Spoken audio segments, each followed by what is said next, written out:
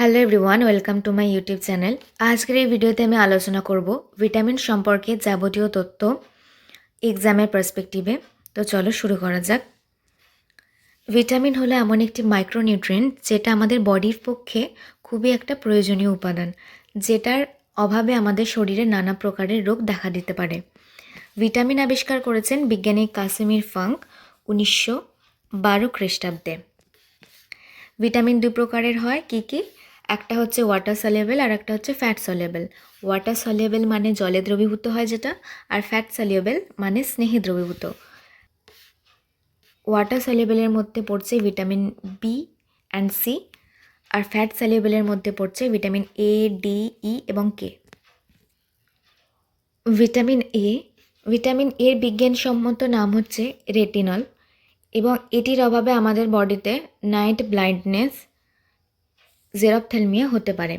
Vitamin A পাওয়া যায় আম, দুধ, স্যালমন মানে এটা এক প্রকারের মাছ, লিফি ভেজিটেবলস মানে শাকসবজি থেকেও ভিটামিন এ পাওয়া যায়। তারপর হচ্ছে ভিটামিন সি। ভিটামিন সি এর বিজ্ঞানসম্মত নাম কি? অ্যাসকর্বিক অ্যাসিড, এবং এর অভাবে আমাদের বডিতে হয় স্কারভি, ব্লিডিং গামস মানে আমাদের মাড়িতে রক্ত পড়া, এই সমস্ত রোগগুলো হতে পারে।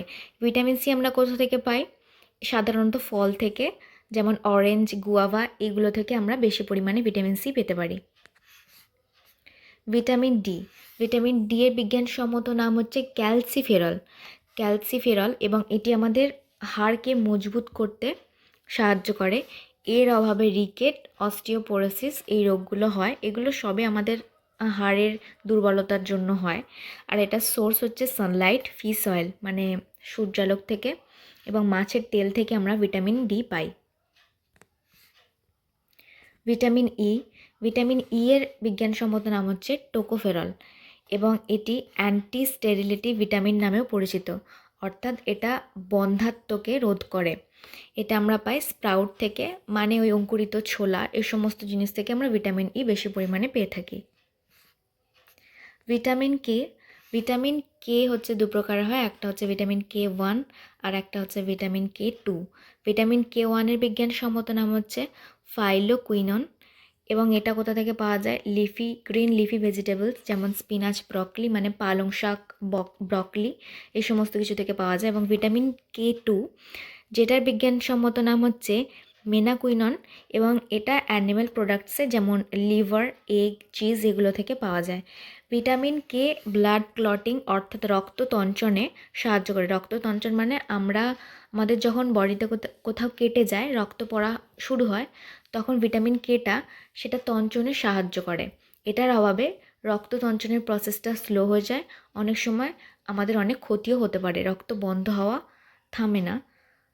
তো ভিটামিন কে সেটার ক্ষেত্রে খুবই গুরুত্বপূর্ণ। এবার আসা যাক ভিটামিন বি এর অনেকগুলো ভাগ আছে, যেমন হচ্ছে ভিটামিন B1 যেটার বিজ্ঞানসম্মত নাম হচ্ছে থায়ামিন, এবং এর অভাবে হয় বেরিবেরি রোগ। ভিটামিন B2 যেটার নাম হচ্ছে বিজ্ঞানসম্মত নাম রাইবোফ্লাভিন, এর অভাবে হয় skin disease. Vitamin B3 niacin অথবা নায়াসিনামাইড, এর অভাবে পেলেগ্রা রোগ হয়। ভিটামিন B5 প্যান্টোথেনিক অ্যাসিড, এর অভাবে নামনেস, ডিপ্রেশন এগুলো হয়। এখানে একটা এন বেশি হয়ে গেছে। আর একটা হচ্ছে ভিটামিন B6 যার বিজ্ঞানসম্মত নাম হচ্ছে পাইরিডক্সিন, পাইরিডক্সাল, পাইরিডক্সামিন, পাইরিডক্সিন হাইড্রোক্লোরাইড। শুধু এটা মনে রাখলেই হবে, pyridoxine. Vitamin B7 বায়োটিন, vitamin B9 folic acid, vitamin B12 cobalamin অথবা সায়ানোকোবালামিন, এর অভাবে হয় পার্নিসিয়াস অ্যানিমিয়া। এই যে রোগগুলো আছে বেরিবেরি, পেলেগ্রা আর এই পার্নিসিয়াস অ্যানিমিয়া, এই তিনটা খুবই ইম্পর্টেন্ট। আর এর বিজ্ঞানসম্মত নামগুলো সবার বিজ্ঞানসম্মত নাম, এবং তার অভাবে যে রোগগুলো হয় এগুলো খুবই ইম্পর্টেন্ট। তো এই ভিডিওতে ভিটামিন সম্পর্কে যে কোয়েশ্চেনগুলো আমাদের রেলওয়ে কিংবা অন্য কোনো এক্সামে পড়ে সবই আছে। ভালো লাগলে ভিডিওতে লাইক করবে এবং সাবস্ক্রাইব করবে। বাই।